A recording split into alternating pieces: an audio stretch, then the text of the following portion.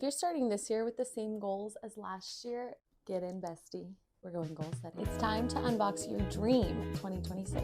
This time last year, I was stuck in an anxious post-election haze. I hated being on social media. I had just turned 30. I was in a relatively new job, and I really needed a reset. Life moves fast and slow all at once.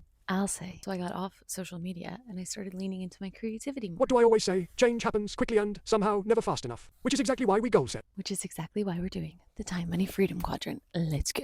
Goals aren't rigid lists. They're breathing, moving, shaping themselves with you. They aren't just the big milestones, they're the small daily moments that make the work possible. The joy, the fun, the play. Time, money, freedom is how you decide what actually gets your time and your energy. How much free time do you have? Are you spending all your free time scrolling? Are you one of those people that says, I have no free time, but then you have a screen time of like 10 hours? This quadrant always bleeds into the rest of them. Most people see these things as extras. They see them as spoils. And so often these things are always some of the first things to go. But this is the soil where the rest of your life grows. This is your art, your travel, your passions, your adventures. These are the things that people often think of as spoils or pleasures, but they're actually necessities as they help make the journey more playful. And I know some of you are thinking, I'm in survival mode, I can't afford hobbies.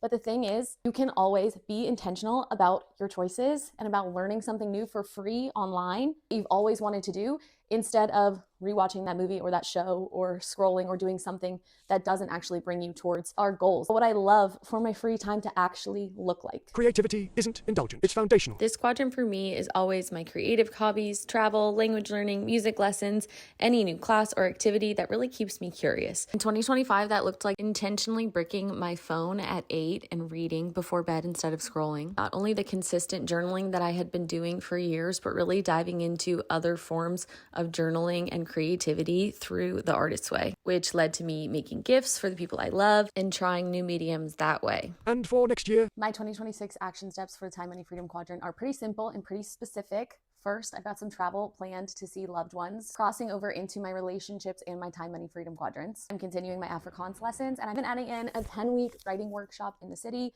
I'm really excited for that. And then, of course, just continuing the journaling practice that I have grown over the last year and the many threads that have come from that, which is watercolors, sketching, coloring, paperwork, all kinds of new little mini hobbies that stemmed out of my journaling practice. Yes, this quadrant isn't about doing more. It's about remembering what makes you feel and letting that energy ripple outward. When you're lit up, your people feel it, your work feels it, your community feels it.